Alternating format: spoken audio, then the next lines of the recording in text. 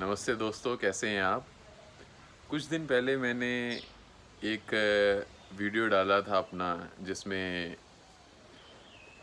हमने एक ध्यान के ऊपर बात किया था, नाद ब्रह्म ध्यान के ऊपर। आज मैं आपसे एक और ध्यान का विधि के ऊपर बात करने वाला हूँ। इसे कहते हैं ज़ाज़ेन। ये ज़ेन गुरुओं का दिया हुआ है। जो ज़ेन गुरु हुए हैं वो ज़्यादातर जापान में हुए हैं, और इससे सरल और उसी वक्त इससे कठिन शायद ध्यान विधि कोई नहीं है। अब आप कहो कि एक चीज़ सरल और कठिन कैसे हो सकती है एक ही वक्त पे?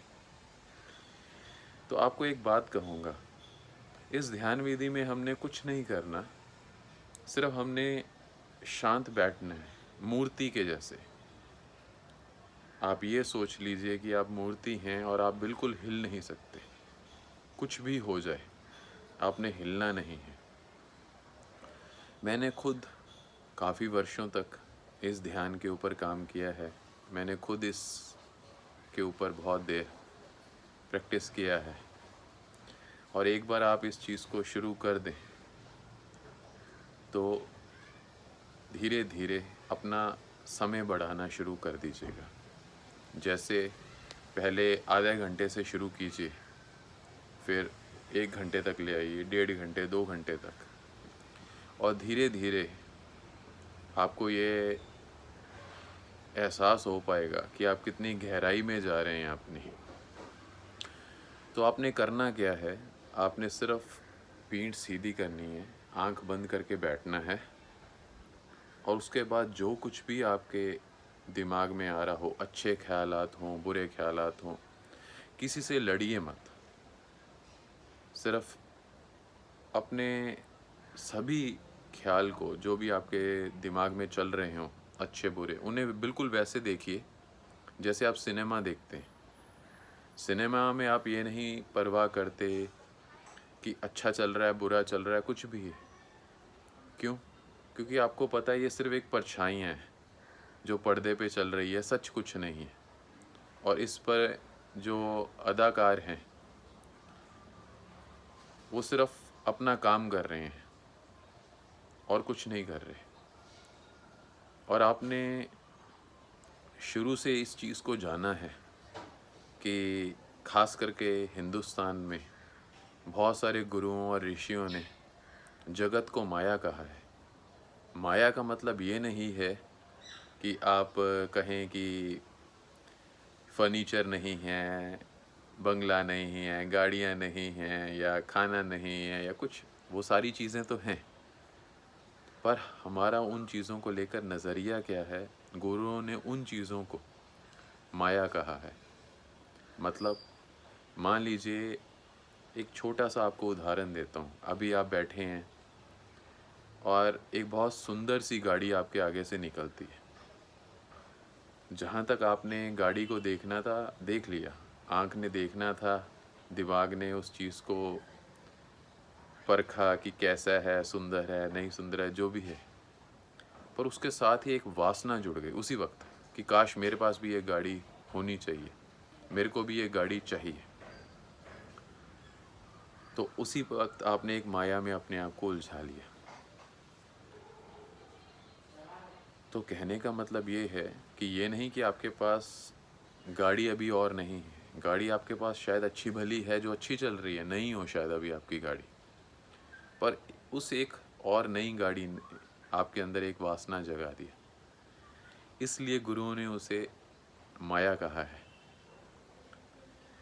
अब मैंने क्यों कहा था कि ज़ाज़ेन से आसान और ज़ाज़ेन से मुश्किल ध्यान कोई नहीं है। ज़ाज़ेन से आसान ध्यान इसलिए कुछ नहीं है क्योंकि इसमें आपको कुछ नहीं करना, सिर्फ बैठना है मूर्ति की तरह। और ज़ाज़ेन से मुश्किल ध्यान कोई नहीं है, वो इसलिए कहा क्योंकि कुछ ही देर में आप देखोगे, 5 मिनट 10 मिनट में आपका दिमाग आपको कहेगा आपकी पीठ दर्द हो रही है, हाथ पांव सुन्न हो रहे हैं, पीठ पे खारिश हो रही है, मच्छर मक्खियाँ परेशान कर रहे हैं, या कुछ भी, या आपको लगे कि आपको वॉशरूम जाना है, भूख लग रही है, प्यास लग रही है, या उसी वक्त आपको कोई ज़रूरी काम याद आ रहा है। असल में वो सब आपके मन के खेल हैं, जो ये चाहता है कि आप शांति से ना बैठ पाएँ। तो अब मैं थोड़ी देर आपके साथ ध्यान में बैठता हूँ। आप इसे शुरुआत कीजिए आधे घंटे से, फिर धीरे-धीरे इसका वक़्त बढ़ाना शुरू कर दीजिएगा। पीठ अपनी सीधी कर लीजिए एकदम। पीठ अपनी सीधी कर लीजिए। कपड़े वो पहनिए जो आपके लगे, आपके हिसाब से कंफर्टेबल हैं। पीठ सीधी रखिए, कंधे ढीले छोड़ दीजिए और अपनी आँख बंद कर लीजिए। और उसके बाद ये सोच लीजिए आप मूर्ति और आप हिल नहीं सकते।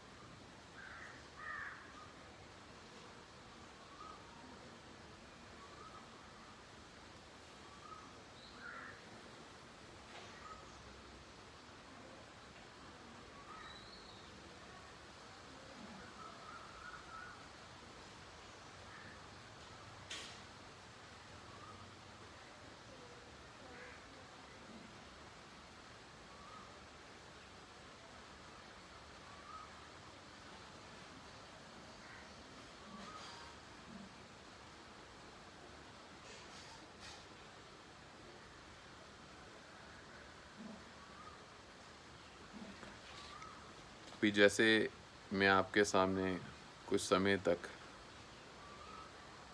एकदम शांत आराम से बैठा, बिल्कुल आप भी वैसे ही बैठिए। बहुत सारे दोस्त ये कहेंगे कि उनके लिए बैठना बड़ा मुश्किल है, तो आप लोगों को मैं वही चीज़ कहूँगा कि थोड़ा सा अपने मन को समझिए कि मन कैसे काम करता है। जैसे अगर अभी मैं कह दूं कि अगर आपको 2 घंटे बैठना है मूर्ति की तरह, और अगर आप बैठ जाएंगे तो आपको 10 लाख रुपए इनाम मिलेगा, तो मैं आपको गारंटी देता हूँ तब आपका दिमाग आपको नहीं कहेगा कि आपको प्यास लग रही है, भूख लग रही है, हाथ पांव सुन्न हो रहे हैं, पीठ में गर्दन में कहीं दर्द हो रही है, कुछ नहीं कहेगा। या आपको मैं डरा दूं कि आपके सामने एक बंदूक आपके सीने पे तान दूं और कहूं कि अगर आप बिल्कुल भी हिले तो गोली मार दी जाएगी, तब भी मैं जानता हूं आप बिल्कुल नहीं हिलोगे। इसलिए मन को सिर्फ डर और लालच की भाषा ही समझ आती है, और इसी कारणवश बहुत सारे धर्मों ने, बहुत सारे धर्म गुरुओं ने आपको हमेशा कहा है कि अगर ये नहीं करोगे तो ये होगा, आपके साथ वो बुरा हो जाएगा, कुछ और बुरा हो जाएगा। या अगर आप ये चीज़ें करोगे तो आपको ये फ़ायदा मिलेगा। और अब आप सोचो, आपको डर और लालच ही हमेशा बेचा गया। अभी कुछ क्षण पहले मैं आपसे बात कर रहा था कि मैंने कहा कि क्यों गुरुओं ने, ऋषियों ने कहा था कि जगत माया है। उसका कारण सिर्फ यही है कि हमारा नज़रिया उसे लेकर क्या है। मैंने जैसे आपको गाड़ी का उदाहरण दिया था कि आपके पास अच्छी भली आपकी गाड़ी है, पर एक दूसरी गाड़ी देखकर आपके अंदर उसी वक्त वासना जाग गई कि मेरे को ये चाहिए। अब मैं ये कहूँ, जो गाड़ी आपके पास पहले ही थी, किसी समय वो आपको बहुत पसंद थी, शायद आप उसे खरीदने का सपना देख रहे थे, अब वो आपको सुंदर क्यों नहीं दिख रही?